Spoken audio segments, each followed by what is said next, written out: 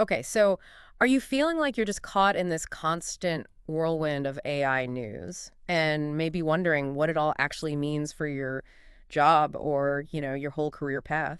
Yeah, it's completely understandable. The pace is, well, it's pretty relentless. It really is. And that's exactly why it's so useful, I think, to kind of step back, take a focused look, and really try to get a handle on the core drivers and, importantly, the limitations of this tech. Which is precisely what we're setting out to do in this deep dive. We're hmm digging into a really thought-provoking piece. It's called The Future of Jobs, Learning from Where AGI is Stalling. Ah, yes, by Vishal Kumar. He's the president and CEO TAO.ai, right? That's the one. Published just recently, April 2025. Yeah, and what I found particularly insightful about Kumar's article is his angle. He doesn't just, predict limitless AI potential like so many others. Yeah, right. Instead, he zooms in on where AGI, artificial general intelligence, is actually hitting roadblocks right now. And it's in exploring those stalling points that we actually uncover some really crucial insights about the future of work. For all of us. So our mission here then is to cut through some of that hype. We want to get a clearer picture of how the current limits of advanced AI, paradoxically perhaps, highlight the enduring value, maybe even the growing value of uniquely human skills. Exactly. And Kumar kicks things off with this really great analogy from nature. He calls it edge habitats. Edge habitats, like in ecology? Precisely. Think about those vibrant zones where two different ecosystems meet, like say where a forest meets a meadow. Okay, yeah. Those edges, those liminal spaces, they're often biodiversity hotspots, right? You get unique species, unexpected alliances, real innovation happening there. Right? Interesting. So Yeah. how does that connect? Let's unpack this edge habitat idea in our context. It's not literally trees and grass, obviously. No, no. In our context, the edge habitat is that meeting point between, on one side, the super fast advancements in AI. And on the other, the, let's say, comparatively slower, more nuanced way that humans think and process the world. Okay, the intersection of fast AI and slower human thought. Exactly. And just like those natural boundaries can foster innovation, Kumar argues this intersection is where the future of how we work is really being shaped right now. So, while AI might win on speed, our unique ability for that kind of thoughtful, nonlinear thinking becomes our key advantage, our differentiator. That makes a lot of sense.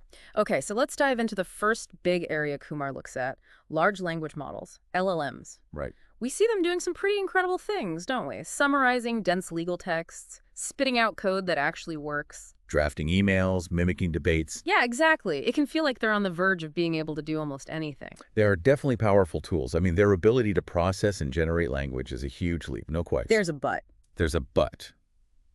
As Kumar points out, these impressive skills are built at a pretty fundamental limitation. You have this great phrase for them. Linear thinkers living in a non-linear world. Linear thinkers in a nonlinear world. That really sticks. What's the core idea there? Well, at their heart, LLMs work by predicting the next word, or technically the next token, in a sequence. Okay, like building blocks of language. Sort of, yeah. Huh. Tokens are just how the model breaks down the text. So their reasoning, however smart it looks on the surface, basically follows this linear path of probability. They're amazing at finding patterns in enormous data sets. Right. Patterns. But human thinking, Okay. it rarely just goes in a straight line, does it? We jump around, we consider context, we handle ambiguity, we connect totally disparate ideas. All things LLMs struggle with. Exactly. Things that current LLMs just can't replicate in the same way. Mhm. So our real competitive edge isn't trying to be as fast as AI. It's leveraging our capacity for that deeper, nuanced, nonlinear thought. So they can imitate understanding very convincingly, but there's a critical difference between imitation and, well, genuine comprehension. Like deep reflection, making meaning, that kind of human stuff. That's it precisely. They can process information, generate plausible responses, but they lack that authentic understanding that comes from, lived experience, emotional intelligence, the ability to truly question things, reflect critically. And that fundamental difference is key to why true AGI is still proving so difficult. Absolutely. It remains a massive challenge. Okay, so we've got a better feel for these AI limitations. Now let's link this back directly to jobs. Right. Where do these limits actually create opportunities or, highlight the importance of human skills? Yeah, and this is where Kumar's analysis gets really interesting, I think. He suggests something a bit counterintuitive. Oh. He argues that the jobs most vulnerable to automation aren't necessarily the ones needing the highest brain power as you might first think. Really? Yeah. Instead, he suggests the bigger risk is for jobs that rely heavily on pattern recognition, but at scale. Pattern recognition at scale. Like what? Think about tasks involving churning through huge amounts of repetitive data to spot trends or anomalies. That's prime territory for AI. Okay, that's surprising. So if those jobs are more at risk, what kinds of roles does he see as being more secure then? Well, according to Kumar, the most secure jobs are the ones that really tap into those uniquely human skills we just talked about, the very things LLMs lack right now. Such as? He gives some great examples. Roles needing deep empathy and care. Think therapists, nurses, good teachers, Right. or jobs requiring really nuanced contextual judgment, social workers, community organizers, people working on the ground. Okay. Then there are roles that thrive in creative ambiguity. So Mhm. designers, entrepreneurs, systems thinkers, people who have to connect dots in novel ways. Mhm. And finally, he points to professions needing strong moral discernment leaders, ethicists, diplomats, roles where judgment and values are central. Thinking through those examples, yeah, it clicks. You can't easily code empathy or automate like complex ethical reasoning. Mhm. But can you elaborate a bit more on why? What's the underlying reason these are less susceptible, according to the article? It really boils down to the fact that these roles are fundamentally built on relational depth, human connection. Okay. They depend on building trust over time, reading subtle cues, understanding context that isn't explicit, drawing on memory and personal history, acting with intention, with an ethical compass. All things that go way beyond just processing data or predicting the next token? Way beyond. Current AI just isn't equipped for that level of relational understanding and engagement. For example, think about customer support. Instead of just closing tickets efficiently, Right. a human sense maker, as Kumar might call them, could analyze those interactions to really understand why customers are having issues, identifying deeper systemic problems. Yeah. That's a different level. This seems to lead nicely into his discussion about System 1 and System 2 thinking. It's a concept we've touched on before, but maybe give us a quick refresher and how it connects here. Sure. So System 1 thinking, that's our brain's fast lane. It's intuitive, automatic, largely unconscious. Great for quick reactions, recognizing patterns we've seen before. Got it, like autopilot. Kind of, yeah. Yeah. System 2, on the other hand, is the slow lane. It's deliberate, effortful, conscious. We use it for complex problems, critical analysis, logical reasoning. Okay. Now, Kumar's argument is this. Because LLMs are becoming so good at mimicking System 1 tasks, processing info quickly, making rapid predictions, the economy is going to increasingly value and reward our distinctive System 2 capabilities. So it's a shift away from prioritizing sheer speed of response, where AI often wins, Right. towards valuing the depth of connection and understanding, where humans still hold the advantage. Precisely. It becomes less about being faster and much more about being more meaningful, more insightful. And this shift, he says, is fundamentally changing the workplace itself. Absolutely. Kumar describes the workplace evolving into something more like an ecosystem. An ecosystem. Yeah, where perspective, the ability to see the bigger picture, understand different viewpoints becomes maybe the most valuable skill, even more so than just raw productivity. That's a pretty big shift in how we tend to think about work, isn't it? It is. We're moving away, he argues, from a model focused mainly on just efficiently executing tasks Okay. and moving towards one where the emphasis is more on understanding complexity, navigating relationships, fostering collaboration.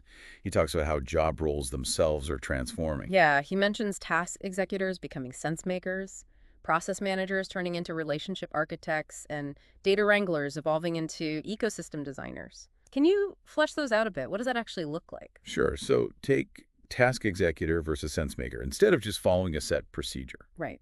the real value comes from interpreting information, understanding its broader meaning, making sense of it for others, like that customer support example. Right. Not just processing tickets, but understanding the why. Got it. And process manager to relationship architect. So less about just managing a linear workflow and more about actively building and nurturing the network of connections between people, fostering collaboration, trust, communication, designing how people interact effectively. Okay. And data wrangler to ecosystem designer. Yeah, so moving beyond just manipulating raw data to actually designing the whole environment, the ecosystem, where information flows, where people connect with data, where insights can emerge. It's a more holistic view. That makes it much clearer. So the picture isn't really AI replacing humans wholesale. It's more about humans and AI working together in new ways, forming partnerships. Exactly that. Partnerships where each plays to their strengths. Yeah. Kumar gives a couple of good examples. Like a product manager using AI for, say, super fast market analysis, leveraging its data crunching power, but then relying on their own human empathy, their deep understanding of user needs, to actually design a product people truly value and find easy to use. Right. The human insight directs the AI's power. Or think about an educator. They might use AI tools to personalize learning paths for students, tailor exercises. Which is great for efficiency. Yeah, but the human educator remains absolutely essential as the mentor, the guide, the one fostering critical thinking and overall development, the relational part. Okay, so this all points towards needing different skills, or at least emphasizing different skills moving forward. What does Kumar say we should be focusing on in terms of learning and development? Well, he really stresses moving beyond just acquiring factual knowledge, rote learning. Right, which is what AI is good at. Exactly. So the crucial skills for the future workforce, he argues, include things like metacognition, basically, understanding how you think, learning how to learn better. Thinking about thinking. Yep. Then emotional resilience, being able to handle ambiguity, bounce back from setbacks, navigate change, super important. Definitely. Also, collaborative intelligence, knowing how to work effectively with others, especially in diverse teams or networks. Makes sense. And finally, narrative building, the ability to take complex information, synthesize it, and weave it into a compelling story that makes sense to people and gets them aligned. Wow. Those are quite different from the traditional focus in a lot of education, aren't they? Metacognition, resilience, collaboration, narrative. They really are. Yeah. It suggests we need a pretty significant rethink of our learning priorities. And how we learn. Absolutely. Mm-hmm. Kumar emphasizes needing learning environments that are much more like the real world, messy, unpredictable, collaborative, less about individual study, more about tackling problems together. Mm-hmm. And he mentions, his own company, TAO.AI's work in this area, Right. with micro-communities and collective learning, and their Human Potential Index, which tries to measure and cultivate these kinds of skills, what he calls slow, relational, and resilient thinking. This brings us to another interesting concept he introduces, the worker one. What's that about? Who is this worker one? The worker one, yeah, it's a provocative idea. It's basically someone who isn't trying to compete with AI on speed or data processing. That's a losing game. Right. Instead, the worker one excels in those uniquely human areas where AI currently falls short. So characterized by Things like compassion, a deep grasp of context, the ability to build and leverage strong community ties. Their focus isn't just raw output. It's about genuine human effectiveness, presence, connection. So the takeaway isn't be the fastest learner, it's more like be the deepest connector. That's a fantastic way to put it. Yeah. Yes, Kumar argues that as AI handles more routine tasks, the real value shifts to our ability to connect authentically, meaningfully across different fields, different perspectives, different backgrounds. And when AI hits its limits. Exactly. When AI stalls, it's that human connection, that collaborative ingenuity that will spark the next wave of innovation. It comes back to that edge habitat idea. Innovation thrives at the intersection. Okay, so let's try and summarize the core message here. It seems to be that while AI is incredibly powerful and definitely reshaping work, Undeniable. its current limitations actually end up highlighting why our distinct human skills, empathy, critical thinking, judgment, collaboration, are not just relevant, but becoming even more valuable. Precisely. AI's strengths and speed and pattern matching kind of throw our own unique strengths into sharper relief. It's not a story of humans versus machines or simple replacement. It's more about evolution, about finding a new kind of partnership. So maybe a final thought for you listening. Think about those edge habitats in your own work, in your own life. Where do different ideas, different people, different skills intersect for you? Yeah, that's a great exercise. And how can you consciously cultivate more of those slow, relational, and resilient skills that Kumar talks about? Which parts of your current work already feel a bit like that worker one idea, and what areas might you want to focus on developing as things continue to evolve? It's a powerful reflection. And ultimately, I think this deep dive into Kumar's thinking leaves us with a sense that the future isn't just about the tech. It's really about the exciting possibilities that open up when we combine human ingenuity with artificial intelligence. Each amplifying the other. Exactly. The enduring power of human connection, our ability to understand and relate, that seems set to remain the core driver, doesn't it? Yeah.